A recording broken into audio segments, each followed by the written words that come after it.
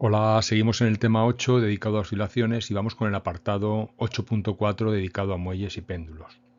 Bueno, hasta aquí hemos trabajado los aspectos cinemáticos y energéticos del oscilador armónico. Lo que vamos a hacer en este vídeo es trabajar los aspectos dinámicos, es decir, vamos a estudiar las fuerzas que intervienen y también vamos a ver algún otro tipo de oscilador diferente al oscilador armónico. Empezamos repasando un poco lo que hemos visto, ¿vale? Hemos trabajado con el oscilador armónico ideal, una masa m unida a un muelle. El muelle se supone que tiene una constante elástica k y que tiene masa despreciable. Si desplazamos esa masa sujeta al muelle de su posición de equilibrio, esta va a comenzar a oscilar alrededor de la posición de equilibrio. Vimos que la ecuación para este movimiento, que nos da la posición de la masa en función del tiempo, es x igual a la amplitud, la elongación máxima, multiplicado por el coseno de la frecuencia angular por el tiempo más la fase inicial. Dimos también el valor para la frecuencia angular y para el periodo. Bien, suponemos ahora que tenemos un oscilador armónico, vamos a desplazarlo una distancia x con respecto a la posición de equilibrio. La posición de equilibrio viene marcada por esa línea vertical punteada. Y vamos a estudiar un poco las fuerzas que intervienen sobre la masa y el efecto que producen, ¿vale? Bueno, ahí tenemos la fuerza que aparece ahí dibujada, es la fuerza restauradora, que va a tender a llevar la masa hacia su posición de equilibrio. Fuerza restauradora. También intervendrá el peso y la fuerza normal, pero ambas se cancelarán. Esa fuerza restauradora viene dada por menos K por X. Menos porque la fuerza restauradora siempre va a intentar dirigir el objeto hacia su posición de equilibrio. K es la constante del muelle. Cada muelle tendrá un valor de K diferente. Y X es el desplazamiento, la distancia de la masa al punto de equilibrio. Lo que vamos a hacer ahora es aplicar la segunda ley de Newton, que nos dice que la suma de las fuerzas debe ser igual a la masa por la aceleración. Ahí arriba la tenéis. La suma de las fuerzas, la única fuerza que tenemos ahí es la fuerza restauradora, menos kx, es igual a masa por aceleración. Escribimos la aceleración, recordad que la aceleración podemos ponerla como de la derivada de la velocidad con respecto al tiempo o como la derivada segunda de la posición con respecto al tiempo. Eso es lo que hemos puesto ahí, ¿vale? Hemos sustituido la aceleración por la derivada segunda de la posición con respecto al tiempo. Esto, para simplificar un poco la expresión y que quede más sencillo, podemos cambiar esa fracción que tenemos ahí, esa derivada segunda de la posición con respecto al tiempo, por esa posición con dos puntitos arriba, ¿vale? Segunda derivada de la posición con respecto al tiempo. Podemos pasar ambos miembros de la ecuación al mismo lado y dividimos por la masa, ¿vale? Vamos a intentar dejar la ecuación lo más sencilla o lo más fácil posible. Si recordáis, la frecuencia angular la definimos como la raíz cuadrada de k partido por m. Por lo tanto, ese k partido por m que aparece en la expresión será equivalente a la frecuencia angular al cuadrado. Ahí sustituimos y se nos queda una ecuación muy sencilla, muy bonita y muy importante en la física, ¿vale? Es una ecuación, es la ecuación de movimiento, nos va a dar el valor de x, de la posición con respecto al tiempo, y es una ecuación, desde el punto de vista matemático, es una ecuación diferencial lineal de segundo orden, con coeficientes constantes. No vamos a resolverla aquí porque se supone que a esta altura todavía no habéis visto un curso de ecuaciones diferenciales. De hecho, si alguno sí que ha dado ecuaciones diferenciales, pues le animo a que intente resolverla porque es relativamente fácil de hacer. Aquí no vamos a resolverla. Esto es algo más propio de un curso, un curso superior de mecánica y ondas, pero sí que vamos a dar su solución. Y la solución de esa ecuación es la expresión que ya dimos anteriormente. ¿Os acordáis que dijimos que para un oscilador armónico la posición con respecto al tiempo era igual a la amplitud por el coseno de la frecuencia angular por el tiempo más la fase inicial? Eso que entonces dimos así, sin más, pues no es ni más ni menos que la solución a la ecuación que acabamos de plantear. Dicho de otra manera, a partir de la aplicación de la segunda ley de Newton, obtenemos una ecuación diferencial que al resolverla nos da la solución que ya conocíamos. Podemos hacerla, esa solución puede estar en función del coseno o en función del seno, es exactamente lo mismo. Bueno, pues pasamos a ver ahora, dejamos un poco al lado el oscilador armónico, vamos a ver el péndulo simple. Un péndulo simple también es un péndulo, es un dispositivo ideal que consiste en algo tan sencillo como un hilo inextensible de longitud L, es decir, siempre tiene la misma longitud, no puede estirarse ni encogerse, y sobre la que colgamos una masa M, una masa puntual en el extremo, ¿vale? En el otro extremo, en el extremo superior, pues está sujeto a un punto en el que nos va a permitir oscilar, de manera que si desplazamos un poco la masa con respecto a la posición de equilibrio, la separamos un ángulo alfa, pues la masa empezará a oscilar. Para el péndulo simple, la frecuencia angular es esa que tenéis ahí abajo, es la raíz cuadrada de g partido por L, donde L es la longitud del péndulo y g es el valor de la aceleración de la gravedad.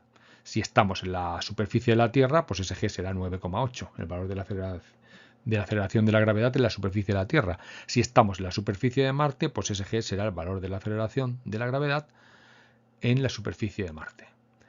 A partir de la frecuencia angular podemos obtener el periodo, lo tenéis ahí a la izquierda, y son las dos expresiones interesantes para el péndulo simple, las dos más básicas y que utilizaremos luego para resolver algún problema. Bueno, vamos a trabajar un poquito el péndulo simple. Vamos a dibujar las fuerzas que aparecen, pues ahí como fuerzas tenemos en las fuerzas que actúan sobre la masa tenemos el peso, que siempre apunta verticalmente hacia abajo, y la tensión, que siempre está a lo largo de la cuerda.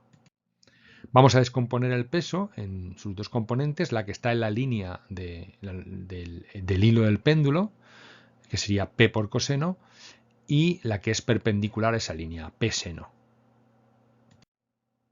Nos quedamos con ese último dibujo. Hemos desplazado la masa del péndulo un ángulo alfa, ha recorrido una distancia S, que no deja de ser un arco de circunferencia, y ahí tenemos las fuerzas que intervienen. Lo que vamos a hacer ahora es aplicar la segunda ley de Newton, como hemos hecho anteriormente para el oscilador armónico. ¿Vale? Lo que nos dice la segunda ley de Newton es que la suma de las fuerzas será igual a masa por aceleración. Las fuerzas que tenemos a lo largo del hilo, tensión y P por coseno, se cancelan y la única fuerza que nos queda es la fuerza restauradora, que sería P por el seno de alfa. Por lo tanto, la fuerza que aparece ahí es menos P seno de alfa menos mg seno de alfa. Esa es la fuerza que va a aparecer y eso debe ser igual a masa por aceleración. O lo que es lo mismo, masa por derivada segundo de ese desplazamiento S con respecto al tiempo. Derivada segunda de S con respecto al tiempo. ¿Vale? Eso no es ni más ni menos que la segunda ley de Newton. Fuerza igual a masa por aceleración. Vamos a sustituir aquí S por L multiplicado por alfa. Recordad, si os fijáis en el dibujo, S no deja de ser un arco de circunferencia y esa longitud de ese arco es igual a la longitud L multiplicado por el ángulo. Una fórmula básica de la matemática. ¿Vale? De tal manera que la derivada segunda de S con respecto al tiempo sería la derivada segunda de L por alfa con respecto al tiempo. Como L es una constante, podemos sacarlo de la derivada y tenemos en la parte derecha de la ecuación m por L por la derivada segunda de alfa con respecto al tiempo. Así, si os fijáis, en nuestra expresión ahora el parámetro clave, la variable, es alfa, que es el parámetro que depende del tiempo. Vamos a indicar esa segunda derivada de alfa con respecto al tiempo como alfa dos puntitos, como hemos hecho antes. Hemos eliminado las masas y pasamos los dos miembros de la ecuación al mismo lado. Vamos a hacer aquí otra aproximación importante y sobre todo muy importante cuando hablamos del péndulo simple, porque cuando hablamos del péndulo simple siempre vamos a manejar pequeñas oscilaciones, es decir, ángulos alfa pequeñitos. Entonces, cuando el ángulo es pequeño, recordad que podemos hacer la aproximación de que el seno de alfa es aproximadamente igual a alfa. De esta manera cambiamos seno de alfa por alfa y nuestra expresión queda todavía de una manera más sencilla. Si dividimos todo por L, se nos queda una expresión que, si tenemos en cuenta, como hemos definido antes, que la frecuencia angular era igual a la raíz cuadrada de g partido por L, pues g partido por L será la frecuencia angular al cuadrado. Y obtenemos una ecuación que es muy parecida, prácticamente la misma que hemos visto anteriormente para el oscilador armónico. Solo que en vez de x tenemos el parámetro alfa. La derivada segunda de alfa con respecto al tiempo más la frecuencia angular al cuadrado multiplicada por alfa es igual a 0. Esa ecuación es una ecuación diferencial, lineal, de segundo orden, con coeficientes constantes, se resuelve igual que la anterior y obtenemos unas soluciones similares a las que habíamos obtenido para el oscilador armónico. Ahí tenéis la ecuación, tenéis sus soluciones y tenéis también las expresiones para la frecuencia angular y para el periodo del péndulo simple. Pasamos por último a estudiar lo que se llama el péndulo físico. Consistiría el péndulo físico en un objeto con una forma indeterminada en la que puede oscilar alrededor de un eje que hemos señalado ahí por el puntito ese azul. Ese punto azul es un eje, imaginad que lo hemos atravesado con una barra y si desplazáramos ese objeto que tenéis ahí, pues podría empezar a hacer pequeñas oscilaciones. El parámetro o uno de los parámetros clave de ese objeto con forma indeterminada es su centro de masas, ¿vale? Concepto que ya vimos y estudiamos anteriormente. Bueno, pues vamos a imaginar que ese objeto lo hemos desplazado un pequeño ángulo θ, lo tenéis ahí, y nos quedamos con ese ángulo θ, que es un parámetro fundamental. Vamos a ver, el desplazamiento, como en el caso del péndulo simple, va a ser muy pequeñito, ese ángulo va a ser muy pequeño. Y otro parámetro importantísimo es esa d que tenéis ahí, esa distancia, que es la distancia entre el centro de masas, esté donde esté, y el punto de giro. ¿Vale? Esa distancia entre el centro de masa y el punto de giro, d, es otro parámetro fundamental. Bueno, pues nos quedamos con ese dibujo y vamos a señalar la fuerza que aparece. Ahí la fuerza que aparece es el peso, que podemos descomponerlo, como hemos hecho antes en el péndulo simple, en un peso que es paralelo a esa distancia, a esa línea que va desde el punto de giro hasta el centro de masas, y una componente P perpendicular, que será la que provoque el movimiento, como ocurría con el péndulo simple, que es P perpendicular a la línea, a esa que une el punto de giro y el centro de masas.